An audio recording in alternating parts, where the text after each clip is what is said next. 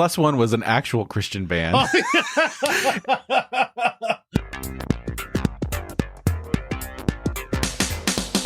Hello, everyone, and welcome to Irenicast. I'm your host, Jeff, and with me, as always, is my co-host, Alan. Hello there. On the first and third Tuesday of every month, we bring to you our perspectives on theology and culture from a post-evangelical lens. Thank you for joining us for another conversation to provoke your progressive Christian imagination. Hello, everyone. This week, we are going to be talking about euphemisms, their function in scripture and culture, and we are going to continue that somewhat of a theme into our segment and bring back an oldie, but I think a goodie, a little segment we like to call Jesus or Jay-Z. Before we start the conversation, I saw this morning and I really wanted to say something. I know this has nothing to do with the conversation, but have you seen the study going around, especially in Christian circles, about the survey of mitochondrial DNA? There was a study that just came out saying 90% of species are less than 200,000 years old. So they studied there's different types of DNA in us, and in our mitochondria, the cell's powerhouse, it carries certain features that like link species together really closely. And so you can study those by looking at them kind of like a barcode. And scientists have discovered that 90% of species are that young. And one of the only explanations must have been that there was like a big dying off of older species, or maybe species evolve really fast, but Christians are like sending it around the Facebook universe like, oh, hey, nudge, nudge, wink, wink. We know what's the truth is, and that is that species are less than 10,000 years old, and there was a global flood that killed off the dinosaurs. Oh, geez. Right? We're going to have to redo the evolution episode now? Probably. But all that to say, I just wanted to address it like at the very outset. There are good scientific reasons for why this is the case that don't have to do with young Earth creationism. So, you know, the scientists involved aren't questioning evolution in general. They're just recognizing that the species that exist now are actually a lot younger than they anticipated. But that doesn't mean there aren't other species that came before them. Anyway, and there's still dinosaur bones in the ground, right? You can't get away from the giant lizards that lived millions of years ago. Anyway, all right, euphemism. Sorry, that was Alan's little side soapbox. Maybe you can cut that out, but I'm just really passionate and I can't control myself. We need to have bonus episodes, Alan's rants. Really? Alan's treasure trove of knowledge. Separate podcast, maybe. See, there's a euphemism right there. Alan's treasure trove of knowledge, when really it's just ranting. Right. Exactly. So there are euphemisms in the scriptural texts that we have. I figure we could give a few examples so people know what we're talking about before we talk about the function of euphemisms. Right. Well, let's start with the definition of euphemism. So sure. I think that there's a lot of, I think we use like words like euphemism and metaphor and idiom, and we kind of lump them all together sometimes in one thing. So when we're talking euphemism, we're talking about, it's typically in context of like sexual language or whatever, but basically it's a softening of something, right? So like, if we're talking about sex, instead of just saying effing, we say make love, or it's something that kind of softens the tone of what it's really talking about. So I think that's not just sex, but around social taboos in general. Right. Like exactly. Violence or our argumentation. Like we had it out rather than we really fought each other or something. It's different. It's a function of language. Yeah. To soften taboos. Right. And we here at Irenicast, we think language is super important, and we think that its function and its different genres or categories of rhetoric, especially because I think that we live in a culture that is really based off of things moving as a result of rhetoric, and I think that that's been true for a long time. This is kind of a subcategory of rhetoric. It's used for a specific function and in a specific way. And I think just like any form of rhetoric, it can be used well, and it can be used for devious purposes. So let's look at some examples from scripture that you may or may not know about that kind of have a meaning that we are not privy to, because another part or another identifying marker of euphemism is that they are culturally contextual. Exactly. They're bound to the culture in which they're there. So we have a lot of separation from scripture. Right. So my favorite that I always point at to kind of, I think the reason I like studying things like euphemism and culturally contextual elements is that it pushes back against what I was taught in my younger days, which was the Bible is easy to understand and it's easy to apply. That's like what I was taught in church. And so you just read it and you do it.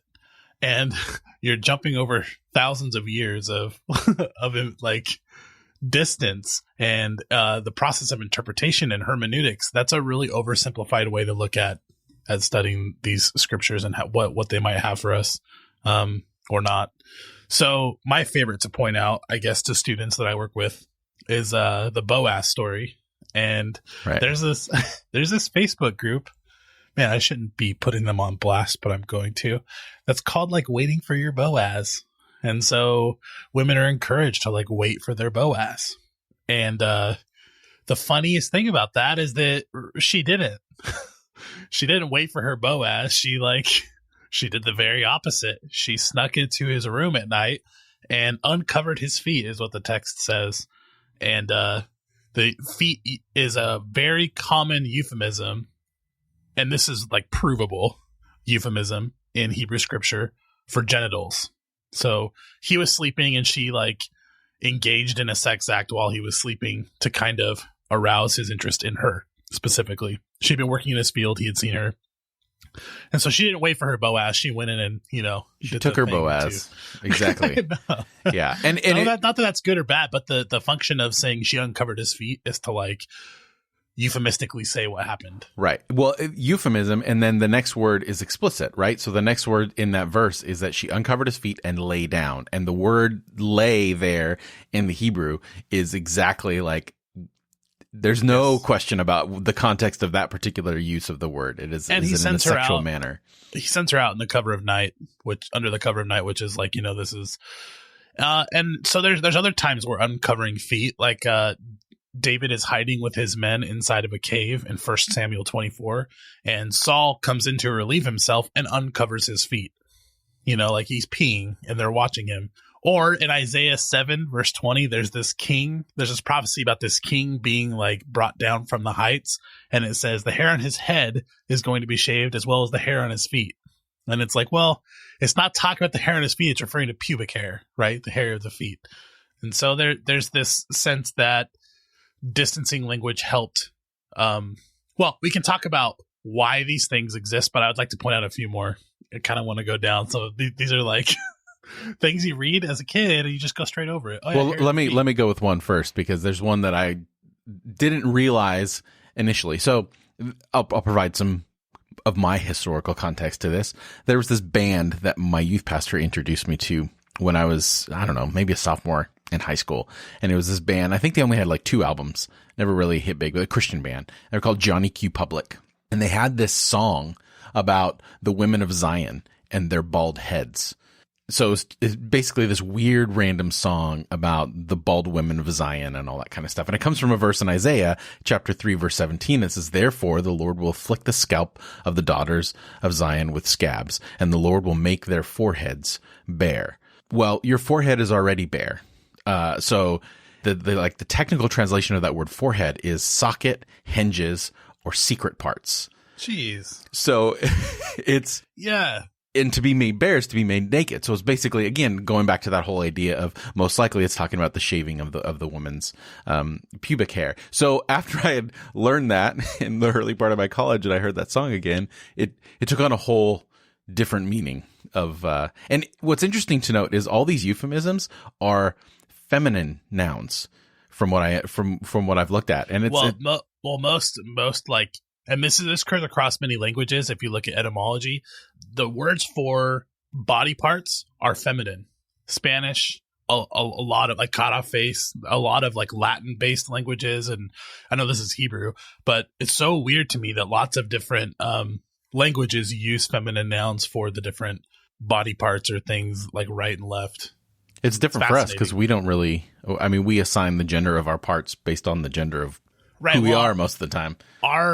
Our words, our nouns aren't gendered in the way that like, but we do nicknames, right? Like little guy or however you want to refer. But like in Greek, nouns are male or female or neutered. just by like the function of the language itself. The function of English doesn't necessarily have that hand is like neutered, right? That doesn't have a male or female ending to it.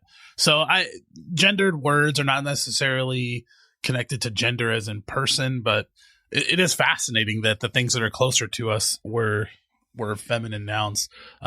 So that there you go. There's an instance of something that carried cultural meaning that was spoken in a certain way, and then Christians in 2000 whatever or 1990 whatever make whole songs about it, not even realizing what they're working with, you know. And that's why like hermeneutics matters and cultural context matters. And those who talk about like infallibility could stand up all day and say they care about that, but the way that meaning is culturally contextual is something that like is hard to get away from with these euphemisms. What I mean by that is we like to say there's one meaning forever with the Bible, right? If you're evangelical or you believe in inerrancy. Did I say infallibility? I meant inerrancy. And this does push back against that. Something I was just, you know, surprised about was a lot of the vows that people took. And we blush with our culture, right? We read back with our purity culture toward all of these things. But like some of the vows people took, they would actually take it while holding each other's testicles in their hands. Like Abraham in Genesis 24, right? His servant promises to find a wife for his son to continue his line. And so he puts his hand on his thigh is what it says. But, you know, it's referring to something different. Or I remember sitting in class and hearing my seminary professor talk about Isaac and Ishmael. There's this moment where Isaac has been weaned and he's playing with Ishmael, and Sarah sees it, right? And she kicks out Abraham's servant Hagar, who had the child Ishmael. And so kicks out this like Ishmael and Hagar, sends them out into the wilderness. And that word play, it actually is, it translated mocking in some places because that's a possible translation. But the only times it's used in that form in all of Hebrew scripture are actually within like 5 chapters of that verse. And it refers to fondling, sexual fondling. So like there's a sense that, oh, Ishmael was playing with Isaac, like there was some connection there, like he was, you know, fondling him or playing with him sexually or something. But when we read it, all we see is play, and we don't quite pick up on what it's saying. Some of the euphemisms in the Bible are just super obvious. Like there's places where the text is shy. Like in Judges, Jephthah promises to sacrifice whatever walks out of his house, sees his daughter, and then at the end of this text it says he did to her what he said he would do. Rather than saying like, oh, he killed her, or oh, he dedicated her to the temple or something, it just says he did to her what he said he would do. So there are euphemisms in the text, and when we read those, it's easy to be like, wow, I missed look how like gross, or look how weird and different the Bible is. And I think the functions of euphemism are important. In these cases, what I like to look at is these holy texts for the people who wrote them and used them had a certain function, like a liturgical function. And it was important to circumvent taboos. Lots of different cultures are reading these things, lots of like the different tribes and the people around them. And to circumvent taboos is actually effective. If we had to address, every time we spoke to each other, if we had to address our uncomfortability with different topics, how much would we get done? Like, no matter who we are. And so there's a way to walk around that in the middle of speaking. But sometimes, as you've alluded to, euphemism can be damaging, or it can be underhanded. And a lot of times it is, especially in political discourse, right? And I think this speaks to the whole idea. You call that spin. Right. You call it spin. You can call it whatever you want. I mean, you can call it outright racism a lot of times, or sexism, or, you know, if we want to take away any kind of softening of some of these words and things that are used out there.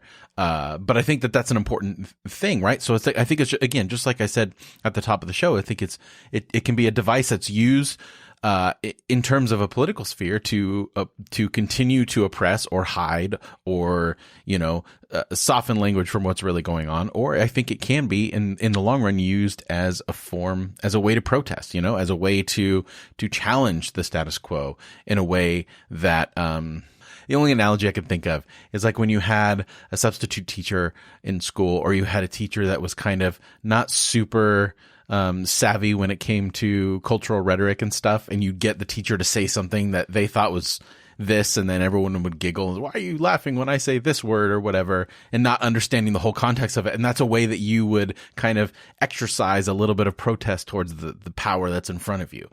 Because there's a lot of really interesting things, I think, here, because I think euphemism is also somewhat in the eye of the beholder. So I ran across this article from clearly a very conservative woman who would consider the word sex worker a euphemism.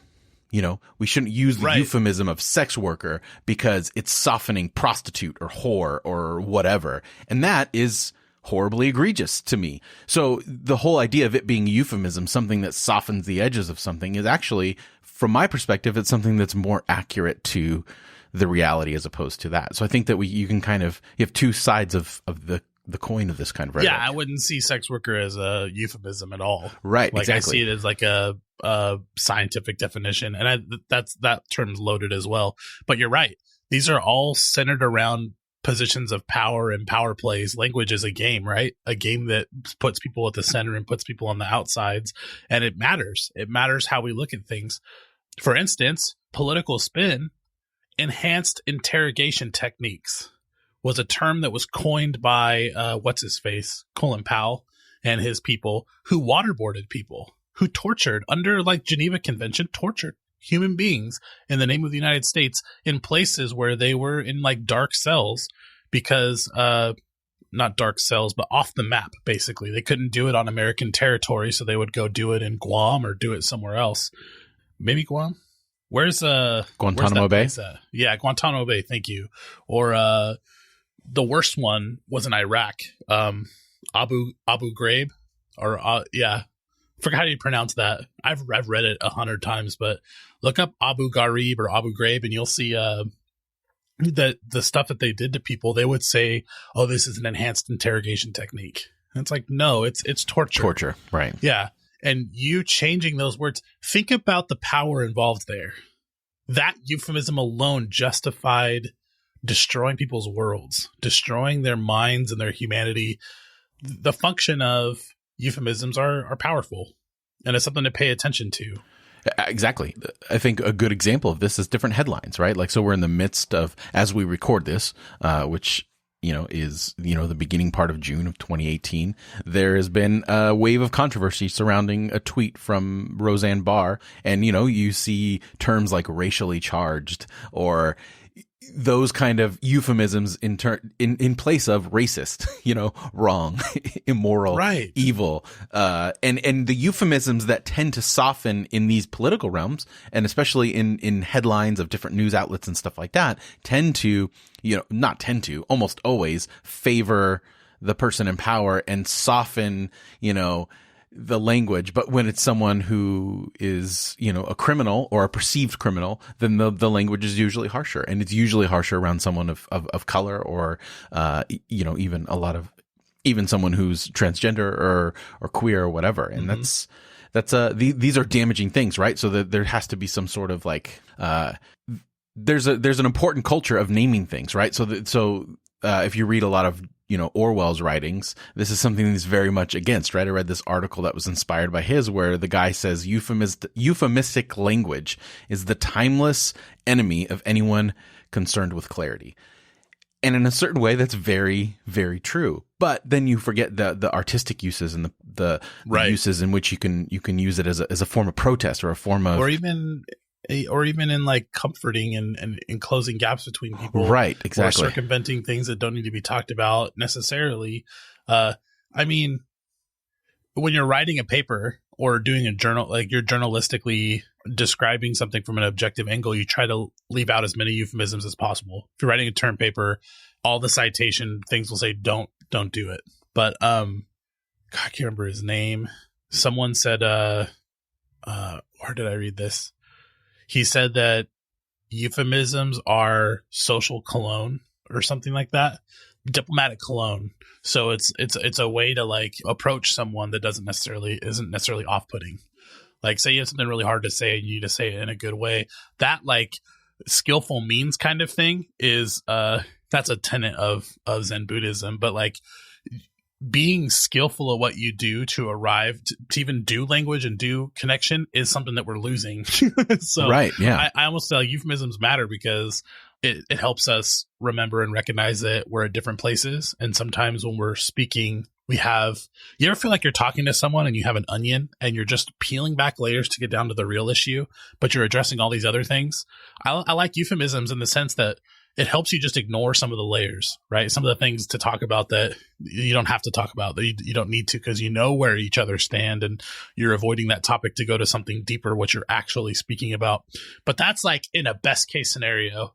I agree with you. Like 90% or maybe 99% of euphemistic language right now is political spin, because we live in a world of political spin everywhere we look. It's actually kind of creepy. Right, it is. It's really difficult. It takes interpretation every time you read the news or every time you jump on Twitter or every time you try to get an idea of where someone's coming from, is because nothing is, this quote of it being the timeless, enemy of clarity is pretty true, or it certainly feels that way in terms of the information that's fed to the masses in our country, at least. And I can't imagine how much worse it is in other parts of the world. And I think that's not a good thing. It's not at all. And so what do we do with that? The only thing that we can, change right away is our language, right? Like, where are we employing the same type of things in a way that's either helpful or harmful? You're talking about softening the edges. And if you're talking to a person one-on-one, then of course, if your goal is change, if your goal is, or not even change, if your goal is connection, if your goal is understanding, then euphemisms are vitally important, because you prevent on a physiological level, you prevent the brain from jumping into fight or flight and not hearing anything that you have to say, right? So you're creating an atmosphere. Part of it is kind of creating a space, a mental space with your words in order to have that kind of connection. But if that quickly slips into manipulation. It does. That's a good point. For someone's best. So I have everybody's best in mind, Jeff. It's just my personality. I'm altruistic. I want everyone to, but that, sometimes I catch myself manipulating other people for their own good. That's dangerous. That's a bad thing. That's like the underside of, and I see that in euphemistic language. Is there a difference between, this is a side note, between subtweeting and euphemism?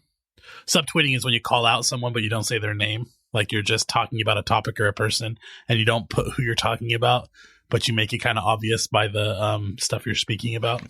I don't know if euphemism could be applied there, right? Probably there not, has to be some sort of direct. That's just more of like passive aggressive. Indirect passive aggression.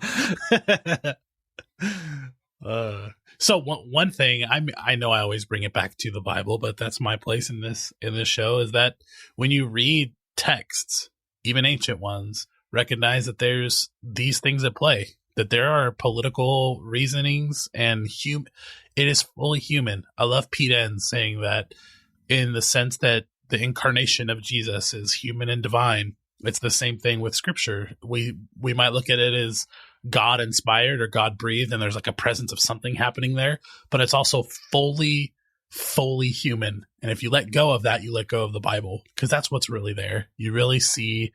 Just look at the difference between the Chronicles and the Kings. The way they talk about the same events are politically charged, and they come from different angles, and they'll describe things and they use language that distances or maybe pokes at things, right? Sometimes the prophets are the anti-euphemistic language, right?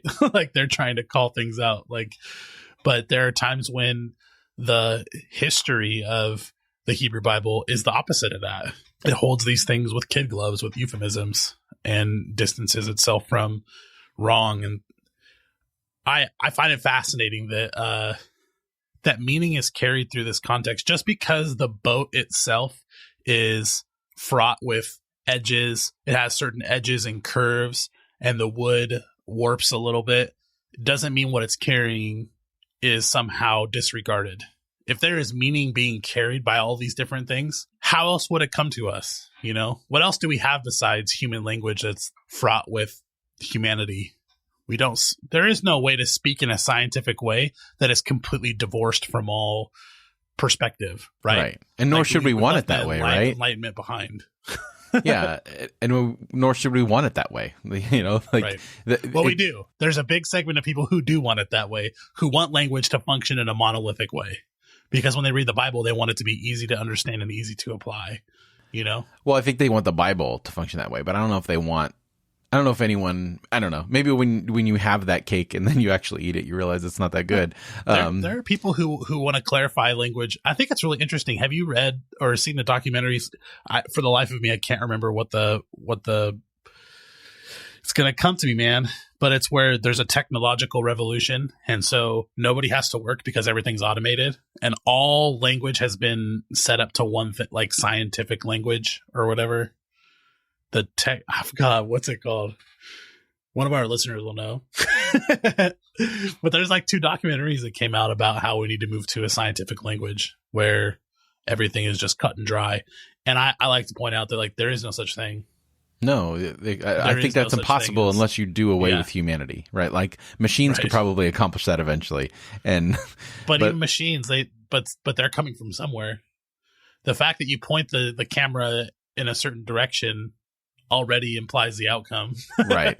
And that's one of the problems that I was actually, I can't even remember. It's not even in my purview, but I was listening to an episode of, I listen to so many podcasts, but I was listening to an episode of podcast where they talked about the inherent bias in programmers. And you think in terms of like AI and how it's, if you just put in a computer, it's unbiased, but they find that social media algorithms, like the bias will leak through the people who are programming it. And, you know, even then you'd think that would be like a quote unquote, like pure place if you're putting it into a computer to come up with a fair thing. But even then it's not. So I struggle to believe that that's ever going to be possible. You know, we'll just create biased machines and they'll just, or even determining the parameters in the first place. Right. Exactly. I mean, it's fraught with contextuality. That's postmodernism, right? That's not to say that everything's valid. And it's something I have to always tack on. That's not to say that everything is equally valid. Right. Because there are things that are more concise and make, you know, more of a claim than others. So that's where the church, the Christian church, goes crazy, is that they look at postmodernism and they're like, oh, this is scary because the meaning is contextual. And it's like, no, just, you know, calm down. It doesn't mean there is no meaning. And it doesn't mean there is no way to argue different ideas.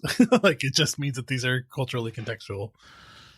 And really, it's just, you know, a naming of something that's always been there.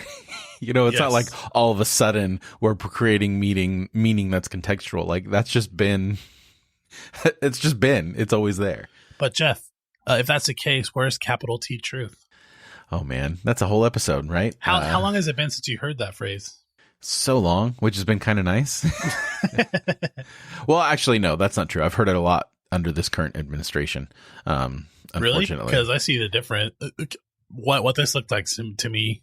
We're going to take the political bend in the road, but it just seems like Trump is trying to destroy meaning itself. Like, everything is meaningless. Everyone is selfish. Everyone is narcissistic. There are no ideals. There are no norms. There are no values that should be upheld. Like, everything is meaningless is almost what it feels like every time he gets up and speaks. Yeah, but the rhetoric of his supporters is he's speaking truth. Capital T truth. That's ironic. I know. Hey, I texted you this morning the bumper sticker. Exactly. Yeah, dude, we'll put that in the show notes. There's a picture of it. I'm going to read it out loud, not just in the show notes. Let's see here. Someone on their bumper decided to put, it's a picture of Jesus, like mid-crucifixion. Trump, the man who left his great life to be defamed. Okay, by the way, I have heard this in person and seen it.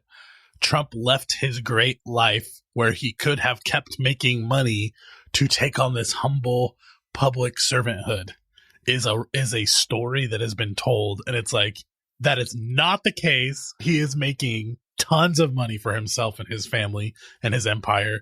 This is a money-making scheme more than it is him humbly publicly serving, right? Like, he's promoting his name, dude. Anyway, the man who left his great life to be defamed, mocked, ridiculed, and humiliated to serve and protect America. Donald is mine, chosen, divine. Stand with him before man, and I will stand with you before my Father in heaven. Yeah. Literally equating Donald Trump with Jesus. Not there's no euphemism there. Dude. I feel like that's exactly what's being said. Like there's, instead of like distancing and being like, hey, sometimes God uses mysterious means. Instead of saying like, hey, my religion is okay with racism, it's like, oh, God uses, works in mysterious ways. That's a euphemism for, and there's none. Either you're with Trump or you're going to go to hell.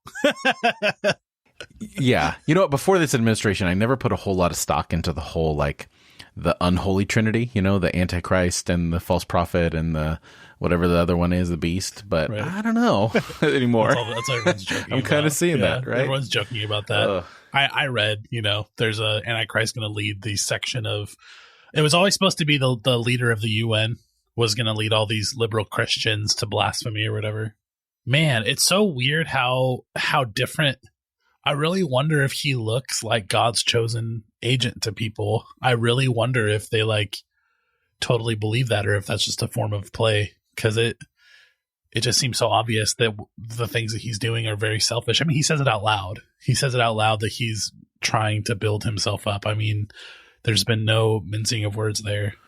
Well, I think it goes back to this idea that we're talking about. This rhetoric is that people have their rhetoric has been co-opted.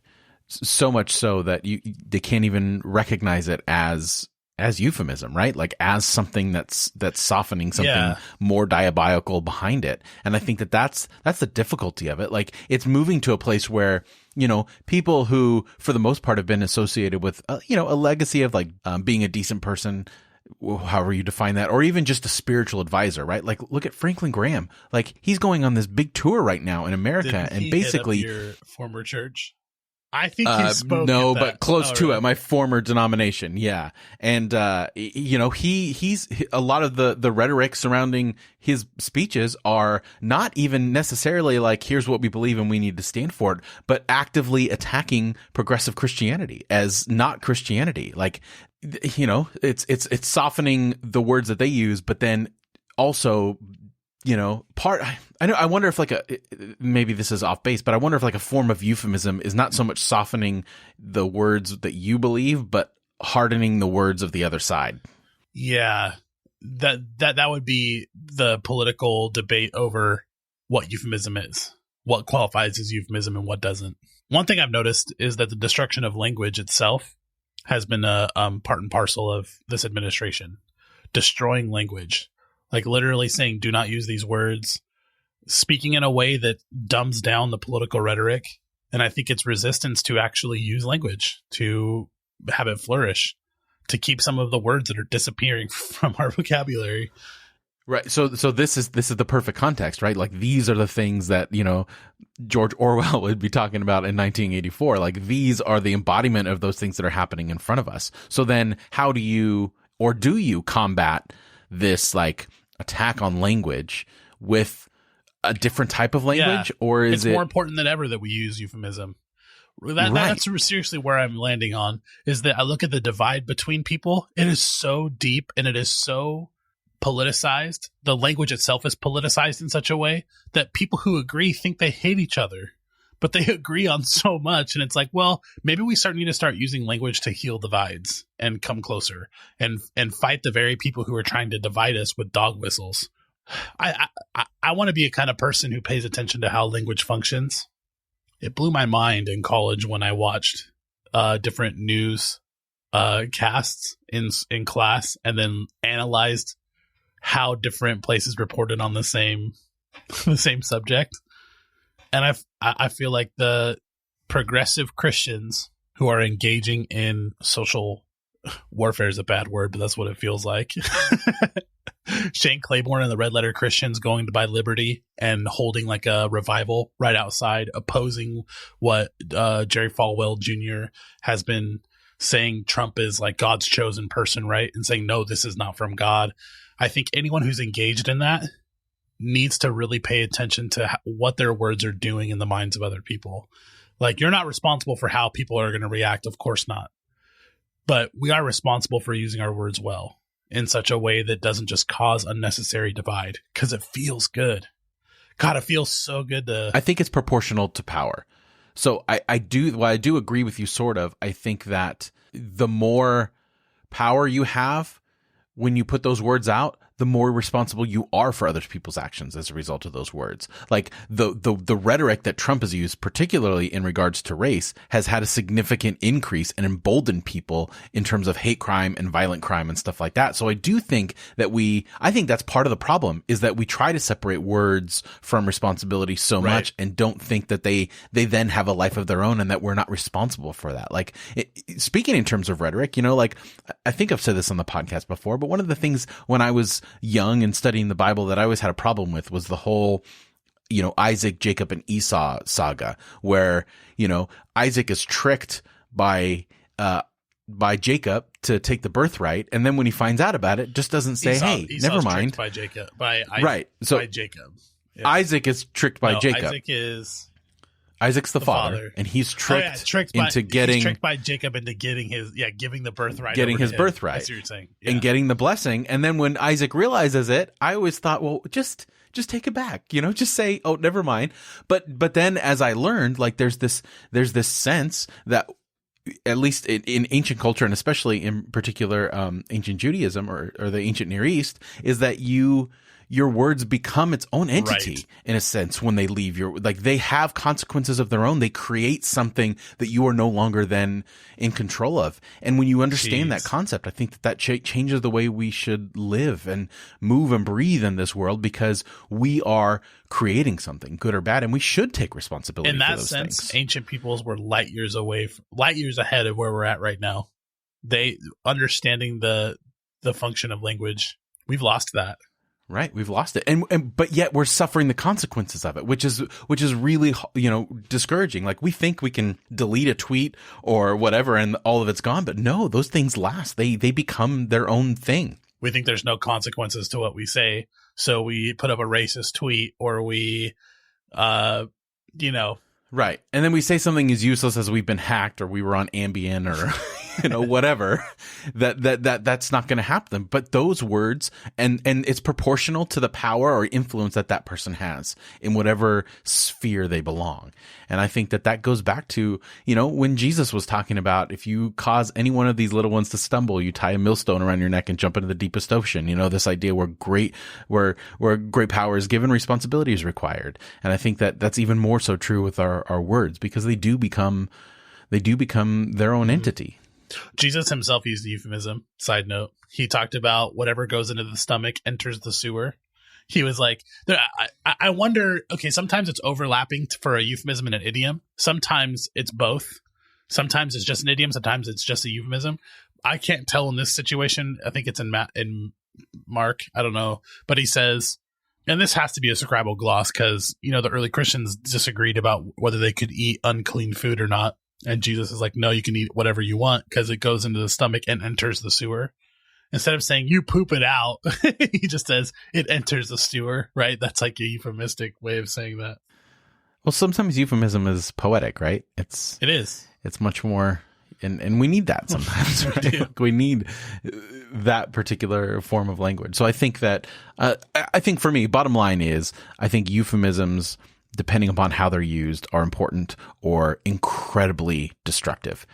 Almost, basically the spectrum of like beauty and ugly is how I see euphemisms. They can provide beauty to a situation and connection, or unfortunately we're seeing more and more in our culture at large, they destroy. Yeah. They utterly destroy. It's not just a neutral function of language is what we're arriving at.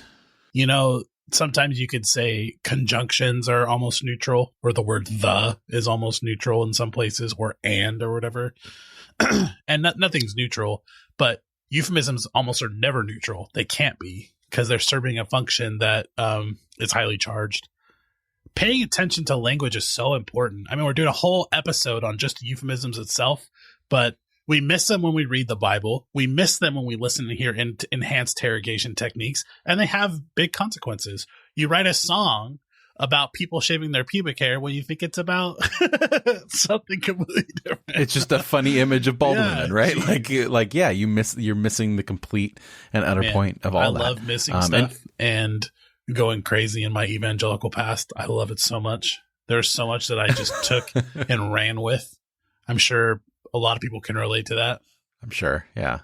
Yeah. Well, let us know what you think. Maybe this could, I feel like, this could turn into a series of episodes that we do every now and then, just analyzing different forms of rhetoric or language and how they function in scripture and how they function today, and how we can create a moral code around them, right? Like how to use them in a way that really, if we want to be people who believe that the words that we say create and don't destroy, then I think that should change our posture in the world. It's certainly been something that we've tried to be explicitly or even subconsciously mindful of as we've gone through the process of having this podcast, which is, pretty much all you get is our words. I want to pray. Hearing that, I want to pray someday, like our Father who art in heaven, hallowed be your name. Thy kingdom come, thy will be done. Keep us from participating in the euphemisms that hold people down. The euphemisms that destroy. Like, keep me from that evil temptation to soften my language when I should be speaking truth to power, when I should be calling things racism, when I should be standing up and speaking the truth. I want to be kept from that, because I do have a desire to be peaceful and connect to people. And as Yvette Flender told me on the side one time, like, you can't always do that. There are times when you have to speak truth. And conversely, give us the wisdom to use softening language when appropriate. When someone's down, don't kick them while they're down with your words, and lift up and build up. So let us know what you think. Add your voice to this particular conversation.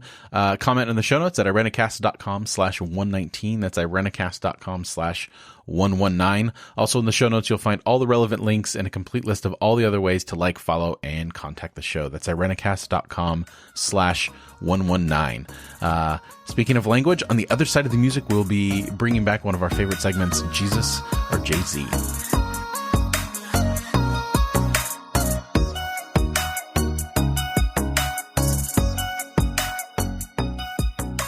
So Jesus or Jay-Z is the first segment we ever did. It was on the very first episode of Irenicast, irenicast.com/1, if you'd like to hear it. And basically the premise of this segment, is that each of us have chosen a song lyric, and it is the task of the other host to guess whether it comes from a Christian artist or a quote-unquote secular artist or song. So we understand that at times this gets hazy, right? They're the in-between bands like U2 and Switchfoot, who are like, well, where are they? The original, are they going to play on MTV? Oh no, U2, dude. U2. Totally U2. I feel like all of Christian worship from the 90s to the 2000s was based off of U2 music, and now all the current white Christian music is based off of Mumford and Sons, right? So it's like, yay! That is such a good, man. You cut right to the heart right there. That's what it is. These are the Christian influences that come from whatever. Anyway, so we've each come up with some lyrics, and we're going to try to guess and have some conversations on. We're in this world, but not of this world. Right. Do you still have the not of this world sticker somewhere? Don't ask. I thought of that already earlier in this episode. For those of you that don't know, I used to wear like a hat and had a sticker on my truck. I was one of those guys. Oh my gosh. It was NOTW. NOTW. Not of this world. Yeah. In the early years of MMA, a lot of like Christian fighters would have that logo on their fight, and it was the precursor to Driscolldom. Someone posted like a early 2000s youth pastor starter kit, or like mid 2000s, and it was too brutally honest. Goatee, little like piercing on the ear, NOTW hat, jeans with flip flops. Like an energy drink in your hand. And we were both victims of it at one point. We were perpetuators. Yeah. If I could go back to that, I would do it right now.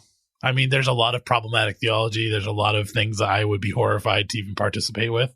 But the innocence of that time, so innocent, so beautiful. The world was unbelievably simple. Okay, so here we go. My first one is this. Found a hole that fill inside myself, this emptiness by my own hand, so constricted, self-inflicted, it's more than I can stand. That's gotta be a Christian song. So are we going to do extra points if we guess the artist or if we know it? Do 1 point if you can guess whether it's Christian or not, 3 points if you guess the artist, Oh, okay. All right. because that would be impressive. So I'm going to say it's Christian. And I'm not going to answer yes or no until you give me an artist. until I give you an artist. Okay, so I'm going to take a wild stab at this because I think that this particular band has a tendency towards lyrics that mix punishment and pain and love.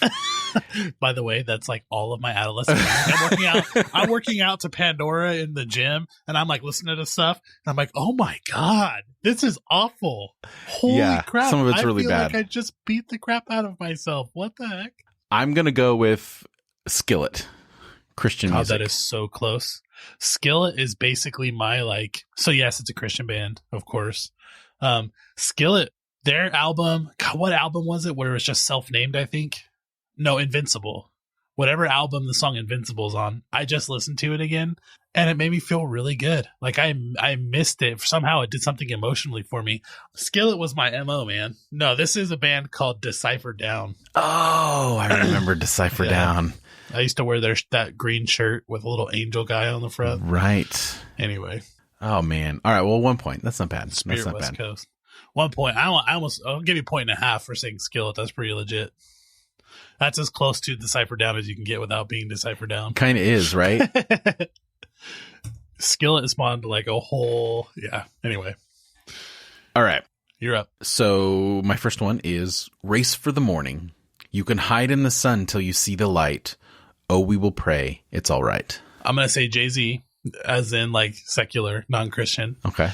And the guy, what's his face, who sings Take Me to Church? That guy. No, it is not. Although you were right, it is a secular song. It is by Dio. It's a song called... I don't like the word secular. We did a whole episode on Right. that. It is secular versus sacred. Hey, go back and listen to those episodes if you hear this and you're triggered by that word. Totally in there with you. Right. We had a 3-part series on that, didn't we? Secular, sacred? Yeah. I loved that series. Yeah. Spaces, language, texts, and something. people. Check that out in the show notes. Let us know what you think. We'll put the links there. Yeah. So let's say this is an artist that does not come from the Christian tradition. That's a better way to put it. There you go. There we That's go. better. Okay. See, language is important. Or it's not part of the contemporary Christian music machine. Milieu. Right. There you go. Zitzenleben. The artist is Dio, and the song is Holy Diver, which Dio? Killswitch Engage did a wonderful cover of this song. Yeah, that's the song. I was just talking to one of our listeners about that recently. A lot of those, like Killswitch Engage and like some of the harder or August Burns Red. Killswitch is my favorite. Red? August Burns Red is a metal band. They're still within the. They're kind of a lot of those metal bands. It didn't matter like whether they came from like a Christian subset or whatever. It's like their subculture mattered more than anything else. Right. Right. I just saw August metal, Burns dog. Red like 2 months ago. It was a good concert. Here we go. We don't deal with outsiders very well. They say newcomers have a certain smell. Yeah, I trust issues, not to mention they say they can smell your intentions. Yeah, it's a secular song, or I'm sorry, a song that is not within the contemporary Christian You're saying Jay-Z. machine. I'm saying Jay-Z. Well, I don't want to turn Jay-Z into like a. I feel like that's wrong too. Hey, what's the wait? No, is Maybe it we should metonymy? rename It the has to be segment. metonymy. What's the? God, I used to love education and language.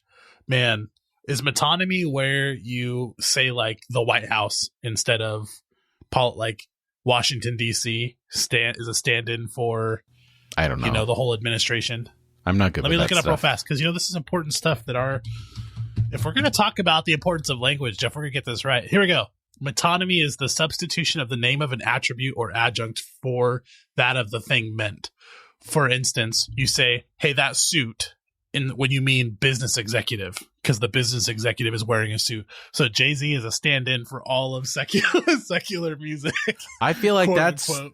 That's jacked up. we're bordering on something. Well, Wrong. not to Hypocritical. make a euphemism. That's racist. Like we need to be careful. Yeah, you know what? Maybe it's time for a segment change, a name it's time change. we need to name change it. Let's recognize that we're on a journey too. Right. So we've come a long way since we started this podcast. I listened to some old episodes and I'm like, I'm a different person. Right. So then this segment shall be henceforth known as Jesus or non-Christian stuff. No, that was a joke. There's no way to do that. Church or club? I don't know. Church or club? Hey, I kind of like that. K-love or K-thanks bye. K-love. Oh my God. If you know what that is, God bless you. Right. If you don't, look it up and God bless you. Well, you know what? Let's do this. Let's open it up. So the next time we do this, we'll have something decided. So give us your suggestion to rename this segment. I think we were much more concerned with the sound of it than we were perhaps the implications of it. So let's rename this, and we give this to you, our listeners, and autonomy of the masses. Let's brainstorm this new thing, this new segment. I know there's a lot of different iterations of it. Like when I was looking for song lyrics, there's like they took lines from the movie of 50 Shades of Grey and gave you a multiple choice on, is it from the movie or is it from a Christian band? And it was really eye opening. Yeah. In my head, this whole thing came from a South Park episode where the boys create that Christian band Plus One, where they just sing. No, I don't think that's horrific songs as if they were Christian. Plus One was an actual Christian band, and that it was the band name in South Park was something completely different. But I don't remember what it was. You're right. Plus One's a real one. Oh my God! Hold on, you can hear me typing because I'm typing this up. Alan is an aggressive typer. If you haven't noticed already, I am the most aggressive typer. It's a really a problem. His typing literally echoes. You probably just heard it now. I have an issue. Faith Plus One. Faith Plus One. It's all that. Remember, like that whole idea of like audience of one. I think that was even a band. It was certainly a saying that we used a lot in worship. Audience of one. I'm not singing for anyone but God. That's right. Okay, so you said it was. I said it was secular, non-Christian, whatever. We got to figure this out. Did you guess which one it was? I'll give you some more hints. I'm guessing it sounds like something that's in the punk genre, so I'm going to say Green Day. No, so you're loving on the freak show sitting next to you. You'll have some weird people sitting next to you. You'll think, how did I get here sitting next to you? But after all I've said, please don't forget, all my friends are heathens, take it slow. Oh, I know that song. I know who that is. That's, oh my gosh, the Something Pilots. Yes. They're just able to drink. Right. 21 pilots. 21 pilots. So listen to those lyrics. Hold on. They're talking about an insane asylum, right? Or whatever. We don't deal with outsiders very well. They say newcomers have a certain smell. Yeah, I trust issues. Not to mention, they say they can smell your intentions. You're loving on the freak show sitting next to you. It all sounds like a early 90s angsty, like right, in church. But love those people with tattoos. they wrote that song for the movie Suicide Squad. Suicide Squad. Yeah. So it makes sense in that context. Right. So yeah. So church is like. So my question is do you count that as a non-Christian group because they actually formed? No, they did not. They did. Serious? They formed they're all Christians, explicitly so, but they never signed with a Christian label, and they don't. This is bull. It's true. Look it up right now. This is like real time. This is probably one of our more, I don't know. We should do more freestyled of that. Segments. We should do more real time looking information up. We're human beings. We don't know everything. Who am I? It's true because I love the 21 Pilots. I like their originals, their first single. I can't even remember they're right now. Friends in like junior high playing basketball. Are you kidding me? Right. What's their big song before this one? It was it's a Christmas gift from his mom. Gave him an old keyboard. Oh my gosh. What's their song? So cute. You're not answering my question. What's their song? Their big song before the Heathen song. I don't remember. Oh, all I remember is the music video, and they're riding big wheels. They're riding big wheels, and all their family is in that video too. Wait, that's them, dude! I love that video. I had no idea that was 21 Pilots. 21 Pilots. That's them. I gotta look it up now. Is it called Ride? No, it's not called Ride. I know the song. I listened to it a bunch of times because there's a sliver of time where my daughters loved that song, so it was on repeat a few times. Stressed Out. That's right. That's what it is. Stressed Out. I should have So known if you're that. listening to this, go look up Stressed Out. Great music video. And now that you know it's Christian-ish, you should feel even better about listening to it. They are Christian. I don't know. They really are. That's Did you so confirm weird. it by you fell down a hole and you didn't even... You're right. You know, Wikipedia is the spawn of hell. I jump so much around there. So how many points do I get for that? You'll get one. Just one? You were originally going to say, What's Their Faces? I was going to say Green Day. Okay, I grant you that. That's fine. Oh, I love Green Day. They have some one. good angsty songs. Okay, so here's my next one. Here are the words. Craving your electricity. Feet to my pain you give. Wings to my fear your peace. Inhabits my blood. Your love is thick. Your love is thick. That sounds like a mid-2000s Christian band. Or late 90s. I'm going to guess OC Supertones. Oh, no. Oh, You're right about it being Christian, though. It is a Christian band. But it is not. It is I think the king of this segment, it's Skillet. DC Talk. Hey, see, Skillet. I have heard that song. Right? Yeah, you have. Oh my God. This is from their Alien Youth album. I feel like their didn't listen to that album very second much. through like fourth and fifth albums, the lyrics are very like a mixture of like S&M and love. Like there's a lot of like so they have a song called Locked in a Cage in their second album where they want God to beat the sin out of them. It's weird. And this song is called Kill Me Heal Me, which I have heard that song. yeah, talk about mixed.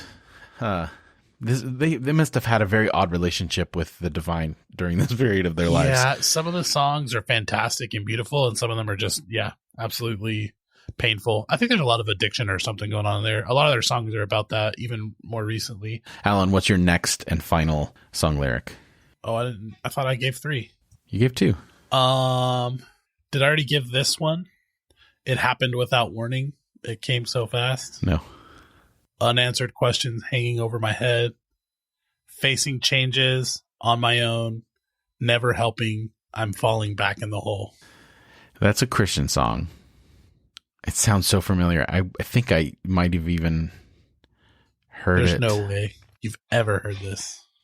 Well, then that means I'm probably wrong about Christian if you're saying that. It is a Christian band. Okay, it is a Christian band. It sounds so familiar.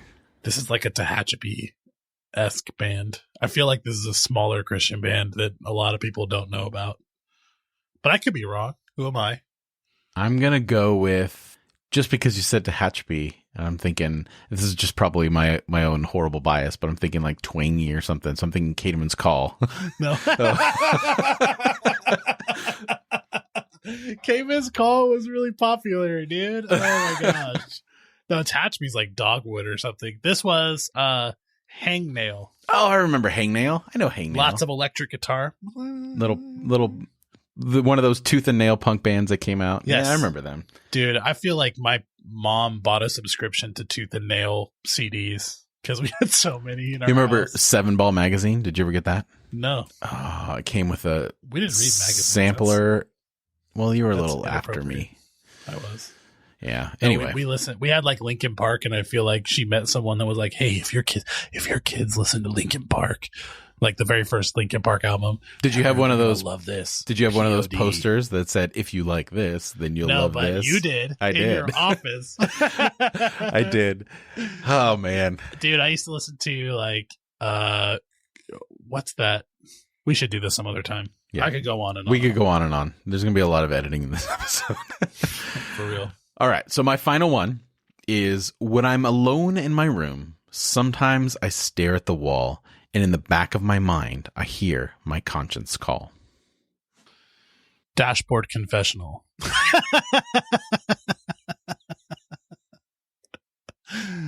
So you're guessing I'm gonna guess it's a non-Christian tradition song, and I'm gonna go with Death Cab for Cutie. No, I'm just kidding. I don't know, some sort of emo band. Ooh, you are way off. It is a non-Christian group. I took a risk because this is a pretty popular I song. feel like I've heard that. Like you probably recently. have.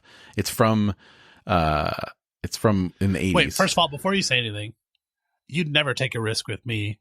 I don't know anything True. about anything when it comes to pop culture. True. That's very true. Do you remember how I mix up actors? I've started a list. I'm up to like 15 now.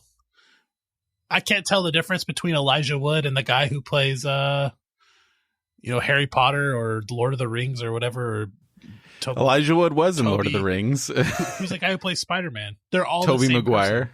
Tobey Maguire and Elijah Wood are literally the same person in my mind. And then you're thinking of Radcliffe for... No, not that guy. Not Harry Potter. But there's a third one. Who's the third one? Who's the guy who don't plays... know. Yeah, you do. Who's the one who looks like those two?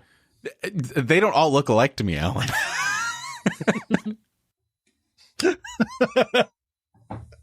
It'll come to me.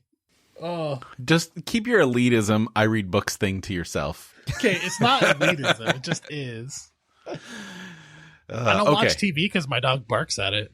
That's true. It's obnoxious. This is a prison. I live in a prison. Get a muzzle. Of my own making. Oh my God. I did try desensitization where I just left the TV on for a really long time all day. And we were both haggard by the time it was over. I can't do this. All right. So do you want to know who? Yes. Who was it? Is LL Cool J. I Need Love.